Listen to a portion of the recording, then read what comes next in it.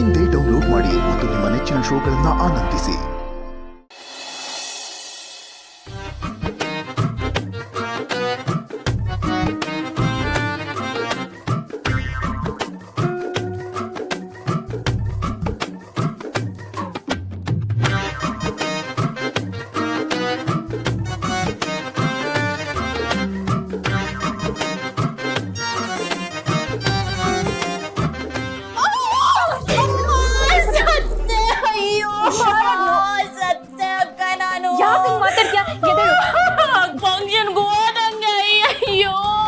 ದೀಪ ಏನಾಗಲ್ಲ, ಎದಳು ಬಾ. ನನ್ನ ಬಿಟ್ಬಿಡಿ ಅಕ್ಕ.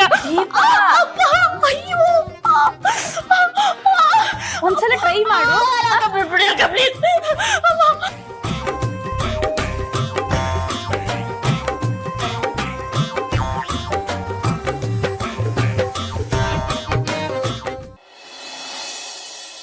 ಎಲ್ಲ ಆನ್ ಟೈಮ್ ಆಗಬೇಕಾಯ್ತಾ? ಇವೆಂಟಲ್ಲಿ ಏನೂ ತೊಂದರೆ ಆಗಬಾರ್ದು. ಆಮೇಲೆ ಆ ಮಾಡಲ್ನ ಏರ್ಪೋರ್ಟಿಂದ ಯಾರು ಪಿಕ್ ಮಾಡ್ತೀರಾ ಅಂತ ಮೊದಲೇ ಫೈನಲ್ ಮಾಡ್ಕೊಳ್ಳಿ. Any time you can call me on this. ಸರಿ. ಏನ್ ಹಚ್ಕೊಂಡು ಸಮಾಚಾರ?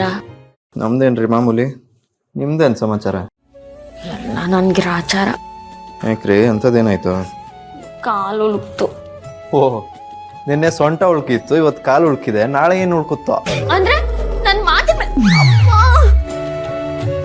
ನಿಮ್ ನಂಬಿಕೆ ಇಲ್ವಾ? ಹಂಗಲ್ಲ ರೀ, ನಾಳೆ ಈವೆಂಟ್ ಇಟ್ಕೊಂಡು ಯಾಕೆ ಈ ಥರ ಮಾಡ್ಕೊಳಕ್ ಹೋದ್ರಿ?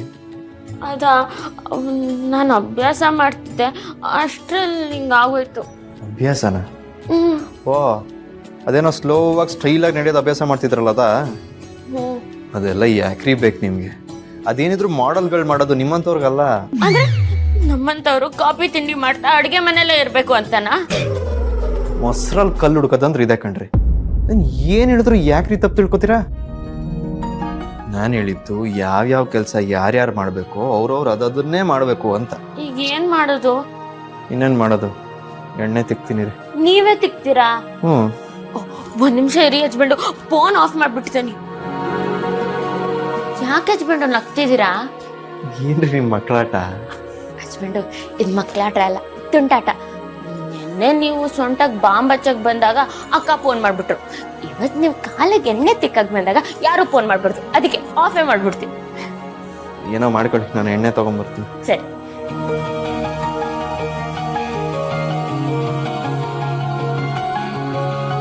ಎಲ್ಲಿ ನಿಮ್ ಕಾಲ್ ನನ್ನ ಮೇಲೆ ಇಡ್ರಿ. ಶಾಂತ ಪಾಪ ಬೇಡ ಹಚ್ಬಂಡು, ಹೆಂಡತಿ ಗಂಡನ ಮೇಲೆ ಕಾಲಿಡೋದ ಬೇಡ. ನೀವು ನನ್ನ ಫ್ರೆಂಡ್ ಆಗಿ ನನ್ನ ಮೇಲೆ ಕಾಲಿಡಿ ಅಂತ ಹೇಳ್ತಾ ಇರೋದು. ಆದ್ರೂ ಹಚ್ಬಂಡು, ನಿಮ್ ಮೇಲೆ ಕಾಲಿಡಕ್ಕೆ ನನ್ ಮನ್ಸು ಒಪ್ತಿಲ್ಲ. ಬೇಡ ಹಚ್ಬಂಡು, ಅದೆಲ್ಲ ಬೇಡ. ಮೇಲೆ ಅಂದ್ರೆ ತಲೆ ಮೇಲೆ ಇಡಕ್ಕೆ ಹೇಳ್ತಾ ಇದೀನಿ, ಇಲ್ಲಿ ಇಡ್ರಿ ಸುಮ್ಮನೆ.